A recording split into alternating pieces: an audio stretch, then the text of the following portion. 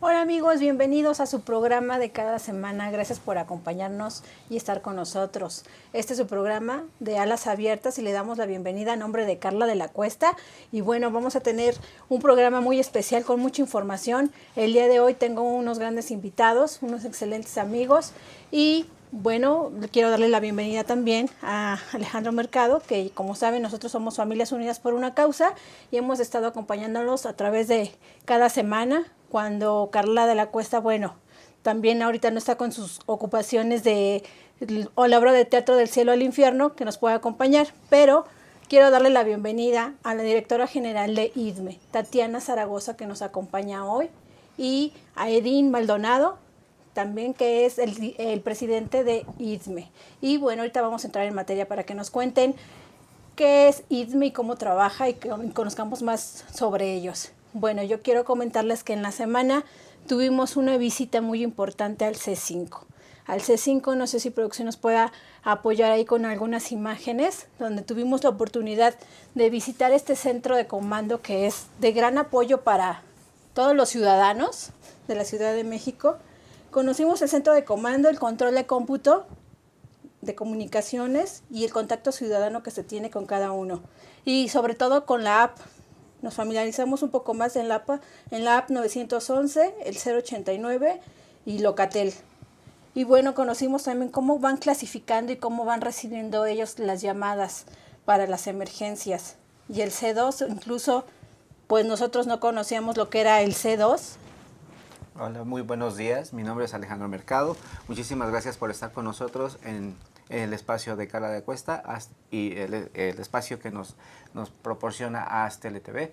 Y bueno, decirles y comentarles también que la cuestión del C5 es increíble. De verdad, nosotros como ciudadanos muchas veces creamos una expectativa de cómo trabajan las autoridades, pero cuando vemos verdaderamente el trabajo que hay detrás de esta parte centralizada del gobierno de la Ciudad de México, vemos el gran esfuerzo que hacen por tener cierta información en custodia y que nos pueden ayudar en esta cuestión de búsqueda o desaparición de una persona, nos pueden dar pistas importantes sobre qué ocurrió en este proceso de desaparición.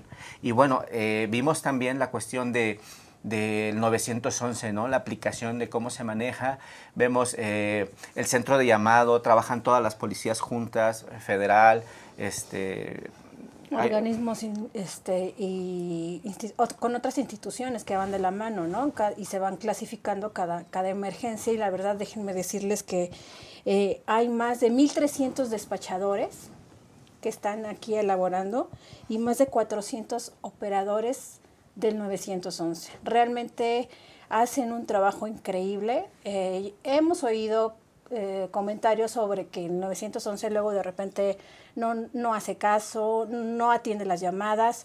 Bueno, nosotros ya nos fuimos a todo este grupo de trabajo de personas y de verdad es increíble. Me quedé sin palabras porque realmente... los móviles, el C2 móvil que tienen con los drones, cuando hay eventos masivos, mandan estas plantas de visualización de datos, mandan el dron. Imagínense ustedes el Zócalo con 120,000 personas y poder controlar a la masa, a la gente. Con estos drones hacen y ven cuando de cierta manera algún grupo de personas puede estar siendo violentado o algo y de inmediato acude la seguridad pública para dispersar estas situaciones. Y la verdad es que es importantísimo saber que el 911 es para un servicio social, es para poder encontrar alguna persona desaparecida o si tú te encuentras en una situación de riesgo, saber qué hacer. Desafortunadamente también hay un factor que es las llamadas que son de broma y es muy alto el porcentaje que se tiene y se gastan muchos recursos para poder checar estas llamadas que muchas veces lo hacen los niños jugando, creyendo que no pasa nada, pero esto también depende de nosotros como sociedad, depende de mucho cómo educamos a nuestros hijos y saber que estas cuestiones de seguridad y estas cuestiones de reacción rápida, pues no pueden ser partícipe de una broma, ¿no? Tenemos que darle el valor específico a lo que es el 911 y al trabajo que hace la Ciudad de México para poder estar en una sociedad más segura. Así es, incluso nosotros le hacemos la invitación de que bajen la app para que ustedes puedan obtenerlas en su teléfono, para que la traigan para cualquier emergencia. De verdad, va a ayudar muchísimo. Y comuníquense, de verdad, si te encuentran en una situación de riesgo, de una emergencia, sabemos que los van a atender. Y preguntábamos también, son cerca de 17,000 cámaras en la Ciudad de México. Imagínense ustedes lo que captan de información estas 17,000 cámaras, y hay un porcentaje de un 8 a un 10% que pueden estar fuera de servicio por falta de mantenimiento, pero se está trabajando precisamente. Y les pedimos nosotros como organización... Sí, con ese fin nosotros fuimos para saber realmente si se está trabajando o cómo podemos obtener y tener acceso a estas cintas sobre las personas desaparecidas, ya que cuando acuden las familias al Ministerio Público y solicitan las cintas, a ellos les dicen que las cintas, bueno, que no existen, que las cámaras no existen, que no tenían, que no funciona, que está de adorno, y realmente nosotros fuimos con ese fin para investigar si realmente están trabajando, si realmente puede apoyar a las familias sobre esta investigación, ¿no? Para por lo menos tener una línea sobre sus familiares. Y realmente, pues sí, yo les debo decir que sí, podemos acercarnos a ellos. A través del Ministerio Público es como se puede obtener esta información y realmente, pues, ¿qué más? Y bueno, la información importante, y perdón que te interrumpa. Vas. Bueno, amigos, seguimos con el programa. Yo quiero darle la bienvenida a Tatiana y Edir Maldonado y quiero que nos cuenten un poco más sobre IDME. Hola Tati, buenos días. Hola Eli. Hola Eli. Gracias por estar con nosotros. Muchas gracias. Pues mira, AIDME es una organización, es una empresa 100% mexicana, no gubernamental, obviamente, y nosotros nos estamos dedicando a la identificación de personas mediante justamente lo que estaban hablando de usar la tecnología a nuestro favor, ¿no? Sobre todo porque lo que hacemos es juntar todos los métodos de identificación humana a nivel forense para poder identificar a una persona y prepararnos para, en caso de algún accidente, en caso de alguna desaparición y en caso incluso de algún fallecimiento, para poder saber si la persona que se identifica es quien se busca. Okay. Y que no haya confusiones a la hora de identificar a una persona. ¿Cuántos años lleva trabajando IDME? Nosotros empezamos a trabajar y a conformar todo esto a partir del año 2007. O sea, en el 2007 fue cuando empezamos a conjuntar toda la parte de información científica que requiere respaldarlo. Sobre todo porque la idea es que podamos identificar a una persona en el lugar del mundo donde se encuentre. O sea, el trabajo que hace IDME es obtener estos datos antes de que prevenir. Tenemos que prevenir. Exactamente. ¿No? O sea, porque estamos acostumbrados, bueno, ya una persona desapareció, a lo mejor lo podemos encontrar en el CEMEFO y ya a partir de ahí empezamos a recopilar todos los datos de esa persona. Entonces, ustedes lo que están haciendo es un previo a esto. Así es, sobre todo porque hay muchas situaciones de emergencia, por ejemplo, algún accidente, ¿no? Que se vuelven más comunes conforme más poblada está la ciudad, ¿no? Entonces llegan a haber situaciones de emergencia como una ambulancia. Una misma familia en un mismo percance puede ser enviado a diferentes hospitales. Entonces, nuestra idea es justamente poder centralizar todos estos datos y poder avisar a las familias con tiempo. No necesariamente estamos hablando de personas desaparecidas o de personas fallecidas, sino desde un previo, desde un bebé, que no tenga que desaparecer de un hospital. Exactamente, claro. De hecho lo que busca IDME es precisamente, y uno de sus bastiones es fomentar lo que es la cultura de la prevención y la identificación en México.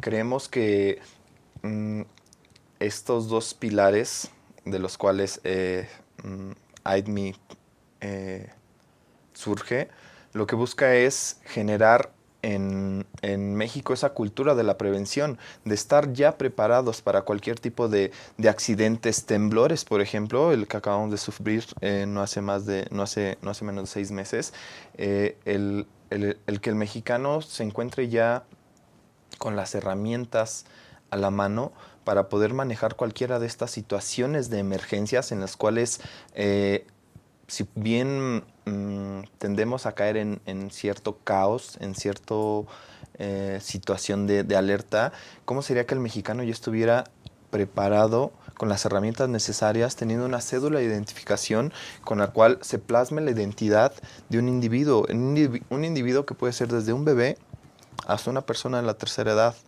¿Cómo serían los tiempos de reacción, de búsqueda, de rescate, si el mexicano ya tiene una cédula de identificación en el cual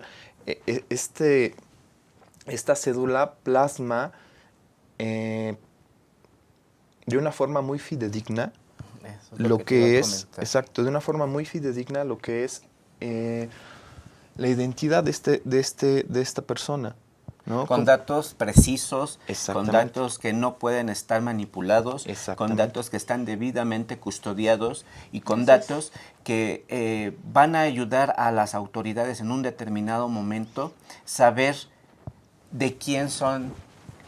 Perdón que lo cite de esta manera, porque muchas veces lo que buscamos es a una persona con vida, ¿no? Pero desafortunadamente, con la situación que estamos viviendo en el país de pues, cuestiones de violencia, sabemos que corremos el riesgo de repente de ser secuestrados, no necesariamente incluso con la violencia, sino puedes andar en el metro, te desmayas, te caes, te pegas en la cabeza y no hay quien te identifique, no llevas una credencial, no llevas nada.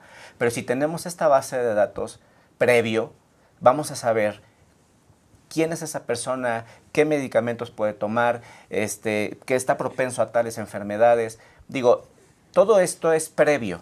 Todo esto es antes de que sucedan las cosas. Como hemos tenido invitados respecto a la seguridad, siempre nos han comentado que la prevención siempre es lo más importante antes de que pasen o sucedan las cosas. ¿Qué hace IDME? IDME almacena todos estos datos, los certifica, los custodia y posteriormente en una investigación los acredita para que puedan ser identificados por las autoridades. Exactamente, esa es nuestra labor hoy en día. Era como les venía diciendo, generalmente tenemos una cultura de actuar después de. Sí, así es. Lamentablemente, y es algo que IDME está cambiando poco a poco. Nosotros lo que buscamos es eso, precisamente fomentar una cultura de la prevención. Qué diferente sería el abordar estas situaciones y estando listo, ¿no? Teniendo una cédula en la cual también manejamos una muestra de ADN, como tú bien lo decías. Es un monstruo de 1000 cabezas este problema, también para las autoridades, en el cual muchas veces las autoridades pueden o no regresar a nuestro familiar con vida a casa. Eso es algo... Una moneda al aire. Exacto, es una moneda al aire. ¿Saben qué siento en esta situación? Perdón que te interrumpa, pero es que me vienen tantas ideas y quiero preguntar tanto. Es que desafortunadamente ya vemos cuando acudimos a las autoridades como que ellos nos van a resolver el problema, ¿no? Por arte de magia, y hay una varita mágica que ellos se van a hacer responsables. Pero nosotros como ciudadanos tenemos que estar tomando nuestro papel y no llegar a esas instancias. Sobre todo porque requerimos ser bien conscientes de que somos una sociedad y que todos, como bien dices, Ale, todos tenemos un papel que jugar. O sea, no podemos solamente adoptar nuestro papel de víctima y las autoridades de quienes tienen que resolver nuestro problema. es tan grande, como bien dicen, es tan grande la situación a resolver en cuestión de personas desaparecidas, en cuestión de seguridad nacional, que todos requerimos formar un equipo, todos requerimos formar parte de esto, unirnos y ponernos meramente de acuerdo. Lo que hacemos es justamente acudir a las instituciones, principalmente escuelas, desde guarderías, primarias, secundarias, y tomamos las muestras, las resguardamos, obviamente todo con un consentimiento informado de los padres, porque los padres también requieren hacerse cargo y hacerse responsables del manejo de datos sensibles de sus hijos y de ellos mismos. Y lo que hacemos es justamente clasificar todos estos datos para que no puedan ser cambiados, no puedan ser Sí, que de repente haya una confusión Exacto. en el ADN o haya una confusión en que pueda ser o no pueda ser tu hijo, ¿no? Y justo lo vemos cuando trabajamos con familias de personas desaparecidas, que tenemos la situación de es que tal autoridad dice que no encuentra mis datos, o no eran las huellas, o no era la muestra de ADN, o perdieron la muestra de ADN. Es que entra Así la es. duda, ¿no? Porque después de saber que, bueno, en el caso de los 43 de Ayotzinapa, incluso sabiendo que hay una investigación tan fuerte y que es tan mediático, de repente nos manejan información que la van cambiando conforme se les va presentando políticamente la situación, ¿no? Van acomodando las cosas y nos comentaban el procurador dijo en su momento, son los 43, no hay restos, no hay nada, nada más se encontró esto. ¿Y cómo certificas eso, no? Sí, desgraciadamente requerimos también hacernos cargo de cómo reconstruir la confianza en las autoridades. Claro. ¿No?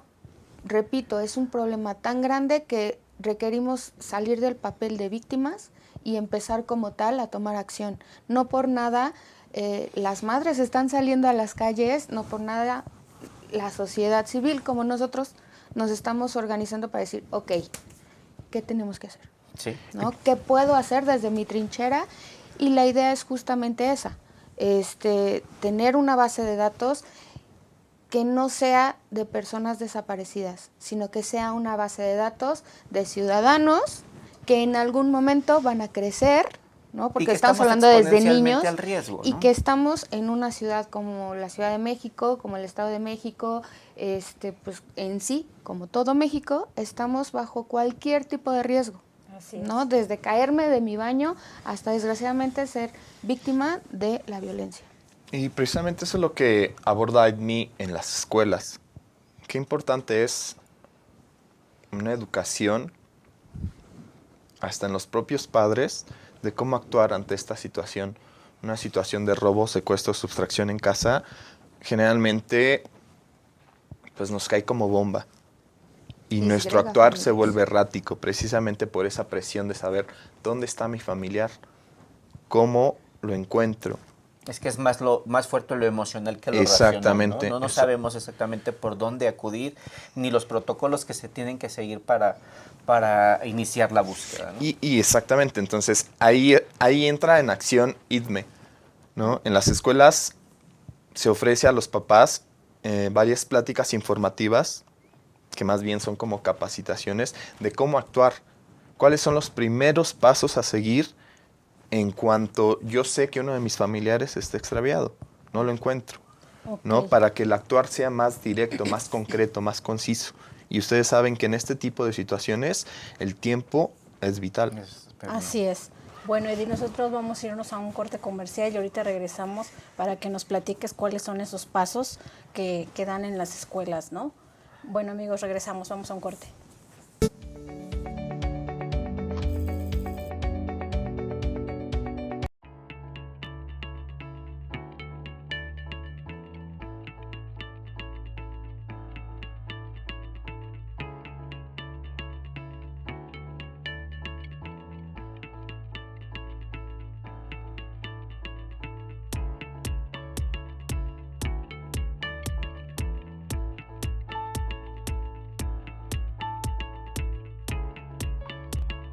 Estamos seguros que construyendo a través de la gente podremos trabajar y sobre todo contribuir en los resultados de su negocio.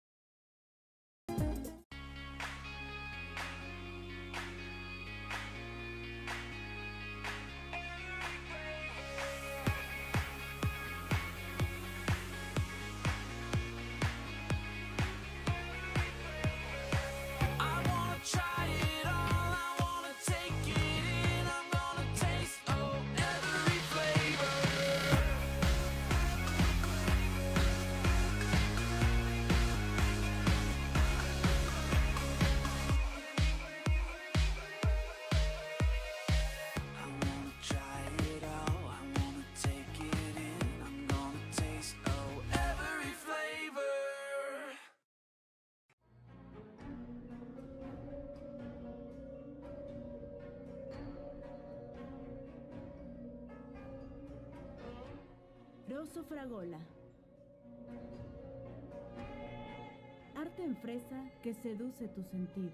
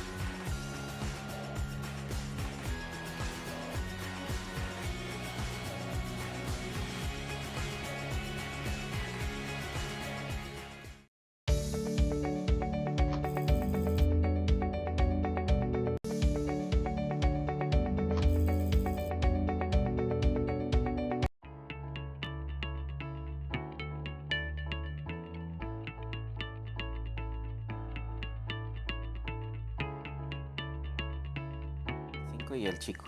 Ok. Gracias por acompañarnos, gracias por este espacio a LTV, a Carla de la Cuesta, que es una activista y una trabajadora incansable en contra de la trata de personas. Saben que Carla ahora está en una obra de teatro.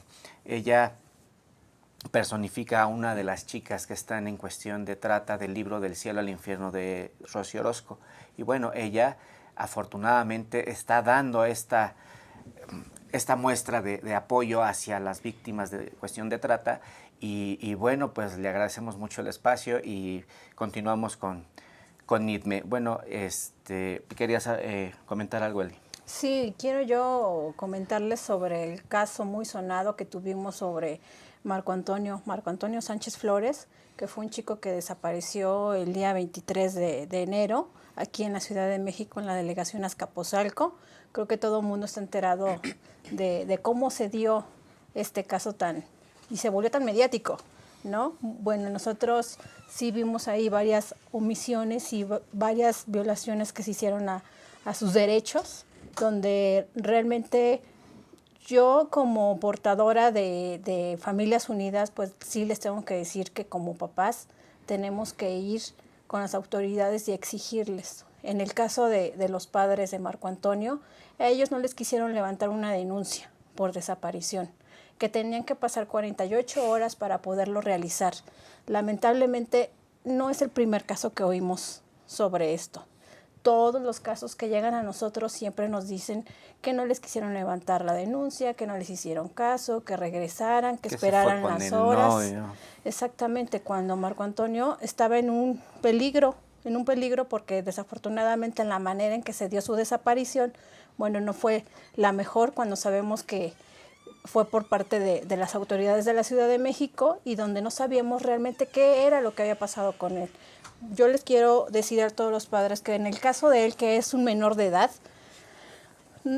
me molestó en lo personal mucho porque hasta el día domingo nosotros vimos que le emitieron la alerta Amber a Marco Antonio. Casi una semana después, Eli, casi una semana. 5 días después de del levantón, literal.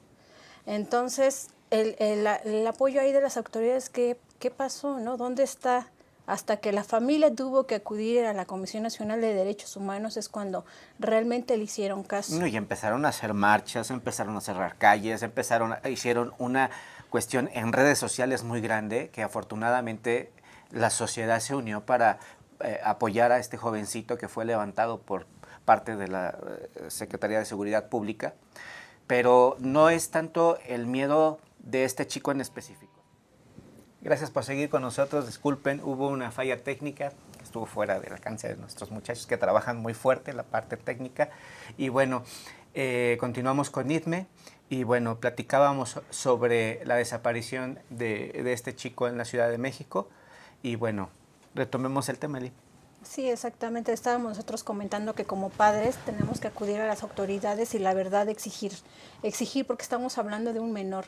La omisión tan grande que se llevó en el caso de Marco Antonio es grave porque cualquiera de nuestros hijos, incluso nosotros mismos, no significa que porque no seamos menores de edad no vamos a correr algún riesgo. Sí, nadie está exento de que nos pase algo allá afuera, ¿no?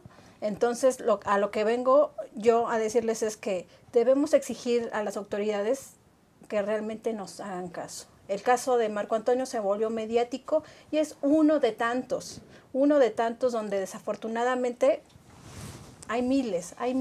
Esto se volvió mediático y todo el mundo lo volteó a ver y apoyó a los padres. Ahorita incluso tomaron la prepa 5 porque los jóvenes están diciendo que ¿dónde estuvo estos días? ¿Qué fue lo que pasó con él? Está en un estado tan grave, de tanta golpiza que le dieron, que no sabe no reconoce ni a sus propios papás. Con eso les digo, ¿no? Entonces, sí, yo les digo, acudan a las autoridades, soliciten el apoyo, pueden acercarse a organizaciones como nosotros para darles ese seguimiento y el acompañamiento con ellos, porque no nos podemos quedar con los brazos cruzados de que nos van a solucionar el problema o no. ¿Y cómo es, Eli, la manera de llevar los protocolos de búsqueda? Ya hay un detenido, al ser menor de edad, la Secretaría de Seguridad Pública tiene la obligación de llevarlo ante el Ministerio Público, canalizarlo y que sus padres vayan por ellos. Aquí fue de que no hubo, según la parte acusadora, lo sueltan, lo dejan ir, lo golpean, aparece en el Estado de México golpeado, va ante un Ministerio Público, también lo sueltan, no lo detiene a resguardo, a saber que él está en una situación de vulnerabilidad. Claro. No lo detienen, no llaman a sus padres, lo despachan y el muchacho sale a divagar, a caminar en la calle, a rumbo perdido y con el riesgo de que pueda ser atropellado, de que pueda ser víctima de la comisión de otro delito o que se le impute algún delito. ¿Y saben qué es lo peor de todo esto? Que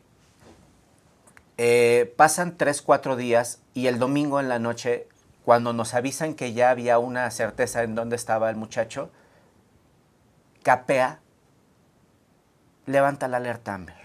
La alerta Amber cuando nosotros ya sabemos que el muchacho ya está en resguardo de sus padres. Tuvieron que pasar 3-4 días para emitir la alerta Amber. Es más, están desinformados, no tienen la información exacta, no cruzan información entre la Secretaría de Seguridad Pública junto con la Procuraduría del Estado de México, la Fiscalía, del Estado de México y la Procuraduría de la Ciudad de México. Entonces, estamos en un vacío de información. ¿En dónde queda el muchacho? Fíjate que tocaste un tema bien importante que es algo que hemos estado manejando en AIDMI y que hemos intentado alzar la voz, porque además sabemos que no somos los únicos. Cuando nos hemos entrevistado con los papás, hemos hablado mucho de esto, de que no hay un manejo, no se comparte la información entre instituciones. Por eso el problema de que no sabemos quiénes son las personas que están en el CEMEFO, no sabemos a quiénes tenemos denunciados en Alerta Amber, a quiénes tenemos denunciados en Odisea, a quiénes tenemos, o sea, ni siquiera entre las mismas instituciones dedicadas a la situación de identificar personas, saben, o sea, tienen la base de datos conforme les va llegando, pero no hay un manejo de la información. ¿Y eso a qué va?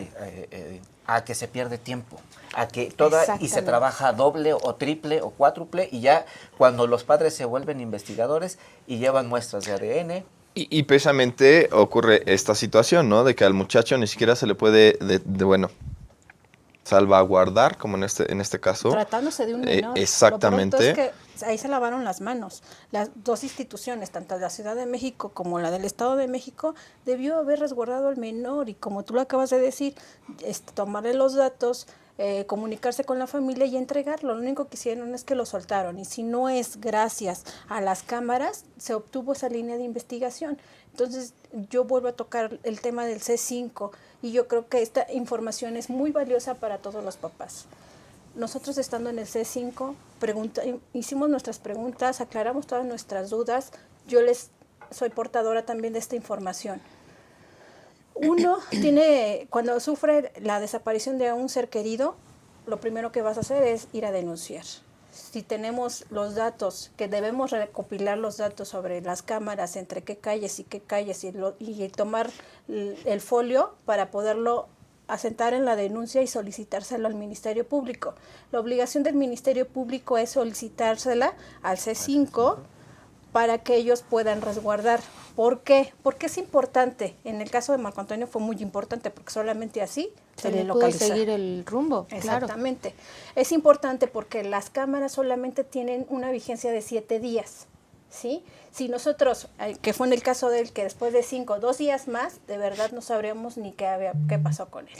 Entonces, es la manera en que podemos obtener alguna línea de investigación. Ustedes ya vieron el caso de que solamente así, incluso así, ya teniendo ese video, porque lo único que teníamos es que estaba identificado, pero más no localizado, ¿no? Entonces es importante que ustedes sí vayan y soliciten en caso de una desaparición. Y lo que hablábamos hace un momento de nuestra participación en el hecho de informarnos y tomar una participación activa en cuanto a conocer nuestros derechos y conocer más allá de eso. Después de las 48 horas, eso es importante saber, después de las 48 horas de una desaparición, ya se puede presumir que se busca un cadáver. Entonces, ¿por qué dejar pasar esas 48 horas para empezar a buscar? O sea, se requiere estar muy claro en cuestiones ya de procedimientos de la búsqueda de personas, de identificación de personas, y es ahí donde hacemos como el llamado, es decir, infórmate, acércate a instituciones como Familias Unidas, como AIDMI, donde podemos irte asesorando de decir, la situación no es así. Y lo que platicábamos fuera de cámara, que a nuestras autoridades también se les hace un llamado en cuanto a la preparación del personal que está atendiendo a estas personas, a estas familias, porque generalmente no hay una empatía, porque no hay una preparación a nivel emocional. No están preparados para trabajar con familias de personas desaparecidas que vienen en real estado de crisis emocional. Shock. Claro, shock. Sí, y bueno, fíjate que yo tuve la oportunidad de conocer el área psicológica de una institución de aquí de la Ciudad de México. Y créeme que me llevé un chasco, porque cuando empecé a citar, ella no sabía yo a lo que me dedicaba. Y cuando empezamos con el tema, desafortunadamente esta persona empezó a calificar a la gente sin saber. y empezó a decir, no, es que se van con el novio, es que ya sabemos si las niñas son bien canijas, si los niños son estos, si los niños son el otro, y ya ella en su trabajo es juez y parte, ya creó un juicio, y siendo la parte psicológica. Imagínate La tú. parte empática. Exactamente, porque lo más difícil es llegar al Ministerio Público, llegar al secretario que te esté tomando la declaración o a los agentes de investigación que te estén tomando la investigación, que es la parte pues más dura, ¿no? de la cuestión de una búsqueda. Pero cuando llegas supuestamente al psicólogo, que es el que te tiene que dar esta contención emocional, pues ya te calificó. Ya te dijo que eras esto, ya te dijo que eras el otro, cuando no te conoce y cuando ella no puede ejercer un juicio. Fíjate que nosotros estuvimos en alguna ocasión en el Foro Internacional de Personas Desaparecidas y obviamente platicamos con muchísimos papás y me llamó mucho la atención que había un papá que cuando conoció la cédula, nosotros llegamos a hablar justamente de la parte de la prevención, ¿no? Porque volvemos a lo mismo, ¿cuánto tiempo te ahorrarías Claro. teniendo la información, por ejemplo, ahora de la tecnología a nuestro favor, del C5, del C2, de dónde acercarnos, cómo debería de actuar un ministerio público? Y si aparte como familias llevamos ya los datos físicos y de ADN, de cosas que no van a cambiar, como las huellas dactilares, las huellas de los labios, las arrugas del paladar, cosas que no cambian, que es imposible, por ejemplo, en el caso de los niños que rápido les cambian la imagen, pero estos datos no cambian. Si todo eso se conjuntara y realmente trabajáramos como un equipo, no pasarían esas 48 horas y podríamos localizar con mayor rango de éxito a nuestras personas que no tendrían que estar desaparecidas, ¿no? Entonces, y uno de estos papás me decía, yo estuve 8 meses luchando por conseguir las huellas de mi hija. Sí. O sea, 8 meses nada más para conseguir las huellas de una de sus manos. Entonces... Y poder cotejar con un posible... Y se vuelve realmente un suplicio y nos volvemos una sociedad enferma de desconfianza, enferma de enojo, en crisis total, todo el tiempo. Donde entramos en la cuestión emocional, en la cuestión del coaching de vida, ¿no? De dónde podemos saber el manejo de estas emociones, de repente tenemos mucha frustración, ira, tenemos mucho coraje, que no lo podemos expresar, sabemos que, que estamos contenidos y que somos parte de somos como una olla express de repente, ¿no? Se nos presenta una situación fuera de nuestro control, inmediatamente surge la frustración y el enojo, ¿no? Y esto es parte también de lo que IDME recientemente, es lo que comentábamos ahorita con Tatiana, de lo que está trabajando ya IDME en cuestiones emocionales. También es importante que ellos lo tomaron hacia sí, pero posteriormente lo están dando hacia las personas que están pasando por procesos de búsqueda. Y cuando te haces empático y cuando sabes el manejo de las emociones e incluso pones una barrera en donde de cierta manera, como tú, como persona que estás asesorando a alguien, no te puedes involucrar de ciertas maneras con las víctimas, porque somos empáticos, pero de repente surge esta cuestión de hacerlo propio. De quererlo hacerlo propio y ya no manejas estas emociones y empiezas a crear juicios equivocados de situaciones. Tenemos que hacer completamente, poner no la barrera de que me valga, sino una barrera de protección, de que no podemos hacerlo propio, de que esto, como, imagínense nosotros que llevamos casos y ustedes que conocen tantísima gente que está pasando por el proceso de búsqueda, de repente empatizar con alguien y te clavas en el asunto y lo haces personal y ya te duele lo que le duele al familiar. ¿Y dónde dejas a los que te están apoyando? Se vuelve un actuar errático. Exacto, hay el riesgo de perder hasta objetividad dentro del propio caso, ¿no? Y bajo esa pérdida de objetividad, empezar a actuar, como dices, de forma personal, buscando ya un resultado, porque te lo tomas a crédito personal, como lo hemos mencionado. Y esa es una de las ventajas que está manejando IDME en las escuelas. Sabemos la situación de los papás que atraviesan este tipo de situaciones y tratamos de volver empática a la gente con estas situaciones. Manejamos como les decía, una cultura de la prevención y de la identificación, y que dejemos esa apatía, de a mí no me va a pasar, le pasa al vecino de al lado. Pero si nos damos hoy en día, si nos damos cuenta hoy en día de la situación, ¿quién no conoce ya de forma directa a una persona que esté pasando por esto? Ahora, todos los que exigimos derechos humanos, todas las personas que estamos en cuestiones de resguardo de los derechos y de las cuestiones de cuidado hacia la familia, de la prevención, ¿qué más quisiéramos que nuestro México fuera una ciudad hermosa y que nuestra sociedad nos cuidáramos y que las autoridades trabajasen de manera coordinada con la sociedad y que todo esto? Pero ¿saben qué? Todo esto se ha descompuesto porque nosotros como sociedad lo hemos permitido. No se trata tampoco de levantarse en armas, ni de gritarle al otro, ni de pelearse.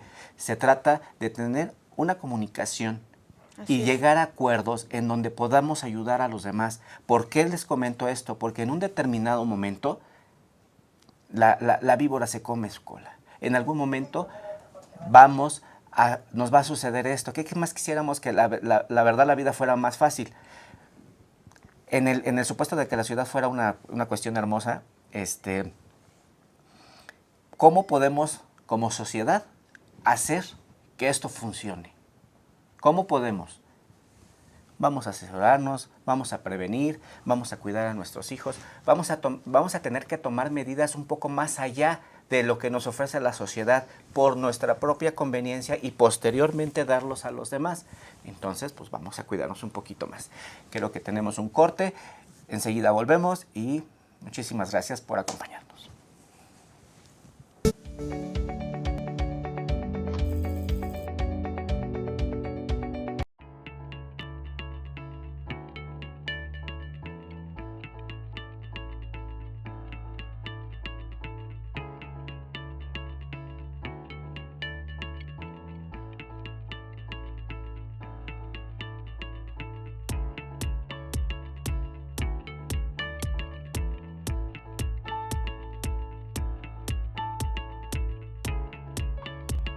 Estamos seguros que construyendo a través de la gente podremos trabajar y sobre todo contribuir en los resultados de su negocio.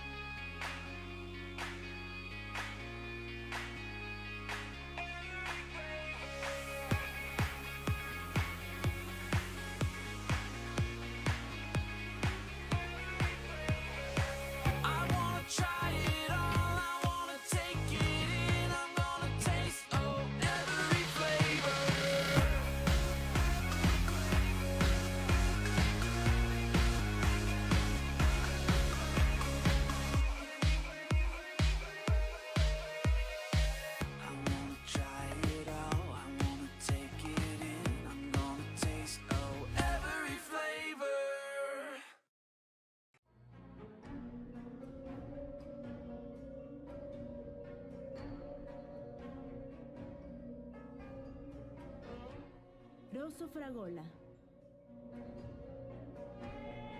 Arte en fresa que seduce tus sentidos.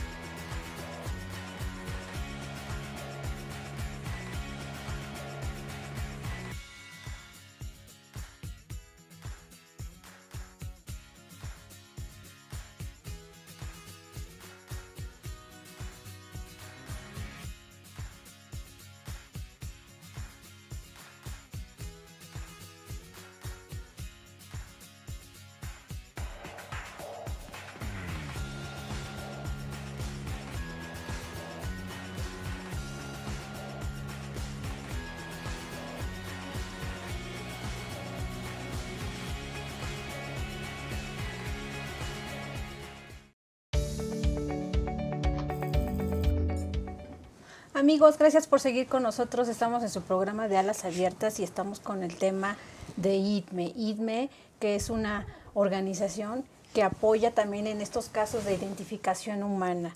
Y bueno, nosotros quedamos con Edith sobre cómo es que llevan este tema y cómo tocan este tema a las familias, ¿no? Porque la mejor herramienta que nosotros le podemos heredar a nuestros hijos es estar informados. Y la información es la prevención. ¿Sí? Entonces, pero ¿cómo se los vamos a heredar si nosotros mismos ponemos esa barrera de que no quiero saber, nos cerramos, no me importa, a mí no me va a pasar? Entonces, mientras tengamos ese pensamiento, el día de mañana puede pasar. Desafortunadamente, así suele pasar. Bueno, pues nosotros regresamos. Edith, ¿quieres comentarnos cuál es el trabajo que hacen con las escuelas? Pues mira, primero antes que nada, a las escuelas se les está ofreciendo una plática informativa. Esta plática informativa va referente a la importancia de fomentar una cultura de la prevención y la identificación en México. Nos hemos encontrado con panoramas muy diferentes. Te puedo decir que lamentablemente en México, en los sectores socioeconómicos medio-bajo, ven a la prevención como un gasto.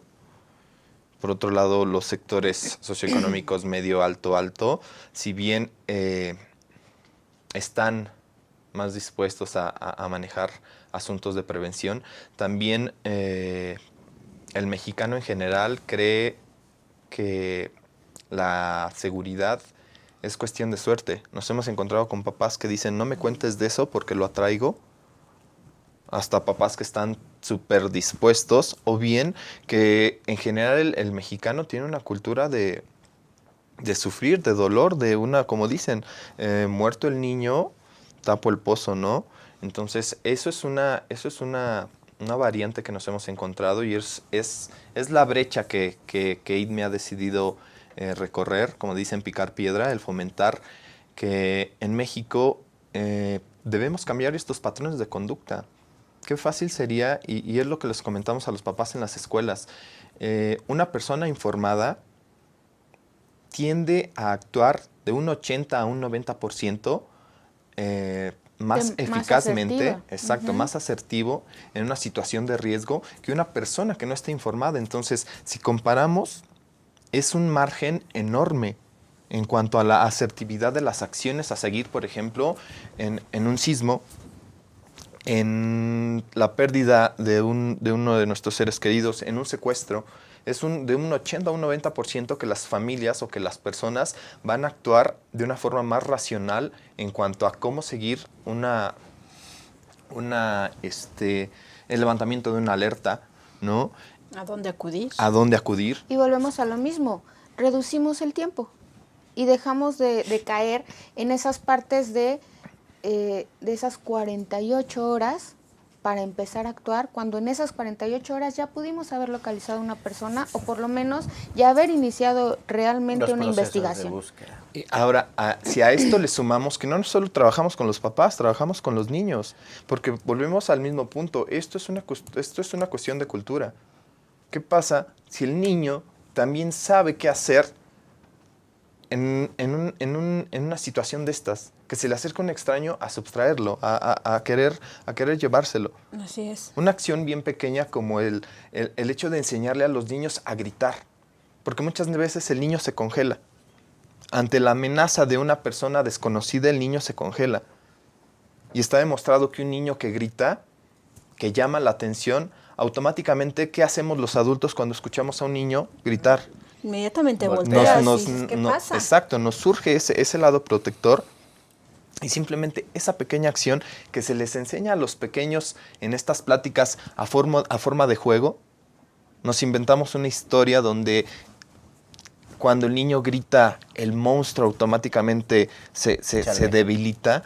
Entonces, son este tipo de cuestiones culturales que van desde los pequeños, ¿no? Claro. Porque lo que pretende IDME es generar una cultura como tal vez ya hasta se escuchó trillado, una cultura de la prevención y de la identificación. Y esta cultura va a ir enfocada desde los pequeños, desde un pequeño que sepa cómo actuar en este tipo de situaciones. Y por ende, un papá que está listo, tiene mayor reacción, sabe qué hacer, puede acercarse emocionalmente a personas adecuadas para la contención emocional, Y para eso la es cuestión legal. importante, lo que dice Edina es bien importante. Muchos de los talleres que nosotros impartimos para las escuelas, para las empresas, para los papás, para grupos de mamás, de papás, muchos de ellos están relacionados con el coaching de vida, de que tiene que ser vivencial. Porque si todo lo tenemos la tendencia de, ya lo dijimos, de reaccionar cuando las cosas ya pasaron. La idea es que puedas sentir y tengas una idea de cómo se siente alguien que ya pasó por eso, para que no tengas que aprender necesariamente bajo el patrón del dolor. Sí, cambiar este chip del dolor, de decir, Exactamente. híjole, pues ya me pasó, chin, pues ahora lo tengo que sufrir. No, nadie debe de sufrir esto. Sin embargo, hay cuestiones que están fuera de nuestro alcance que nos obligan a tomar este tipo de acciones, ¿no? Un secuestro, una desaparición por un desmayo, por desaparición forzada. Desafortunadamente, las cuestiones de desaparición, el tema que manejamos es muy fuerte y muchas veces se cierra esto. Por ejemplo, Tatiana, cuando tú llegas a una plática y les empiezas a preguntar a los muchachos, oye, ¿sabes qué hacer? ¿Sabes gritar? ¿Qué porcentaje hay de estos niños que te puedan solucionar un problema? Fíjate que ha sido de muchísimo aprendizaje para nosotros. Son los mejores maestros. Mientras más chiquitos son los mejores maestros. Lo que hemos vivenciado es que cuando son niños realmente pequeños, de jardines de niños, maternales, kinder, están súper dispuestos y se toman su papel y son muy proactivos. Y hemos tenido casos de personas que ya están bajo los servicios de AIDMI, que ya tienen su cédula, y son niños que ya en otros casos se han dicho, chin. Tenemos el caso de un niño de 3, 4 años que sus papás se escondieron en el centro comercial para ver qué reacción tenían. Y el niño agarró su pulsera, porque les damos una pulsera para viaje, agarró su pulsera, agarró a su hermanita que tenía 2 años y dijo, tenemos que ir a que nos voceen. Fíjate qué importante. Y casual, conforme van creciendo, pues les va entrando como un poco más el relajo, pero son más dispuestos que muchas veces los mismos papás, que tienden a decir, no me hables de eso porque siento que atraigo, como si esto fuese realmente una cuestión al azar. No. Es que importante que a una edad tan corta el niño tenga como un actuar más asertivo en cuanto a estas situaciones. Ahora, aquí la problemática es que tenemos esa falacia de que porque son nuestros hijos están a salvo. Y o Dios mío. Nosotros como papás estamos Sí, a salvo. tenemos un campo de fuerza que nos va y no me estoy refiriendo a que no cuidemos bien a nuestros hijos o que seamos descuidados, pero los niños se encuentran hoy actualmente en riesgo desde temprana edad, pero bueno, a lo que voy es, los riesgos cambian. O sea, por ejemplo, hablando de estos niños de robo, secuestro, sustracción, ¿qué pasa con los adolescentes? Adolescentes que están enajenados con las redes sociales, que se quedan de ver con personas vía Facebook, qué sé yo, y precisamente ahí también se da un robo, un secuestro, un enganche, ¿no? Entonces, son focos rojos que no nos hemos permitido concientizar sobre esta problemática y que se atienden de una manera súper fácil, que es meramente... Bueno, es que es como que muy superficial, muy Vamos encima. a un corte y ahorita seguimos. Sí. No. Ya no. Nos despedimos, Ok. muchísimas Ay, gracias. ya se nos fue el tiempo, Es que es tan amigos, interesante volando. esto que de verdad cada vez que hacemos preguntas y ustedes ven que profundizamos, pero lamentablemente se nos acabó el tiempo y bueno, pues hacerles la cordial invitación a IDME para que nos acompañen en otro programa, precisamente Gracias. para poder extendernos un poquito más y bueno, pues muchísimas gracias a Carla de la Cuesta, nuestra titular del programa, y Gracias. a ASTEL TV, y a la No, y parte gracias técnica. a ustedes por acompañarnos. No, al contrario, Gracias muchísimas a gracias por ustedes, Ale, invitarnos y por la labor que hacen todos los días. Gracias. Muchísimas Amigos, los esperamos la siguiente semana. Muchísimas gracias. gracias.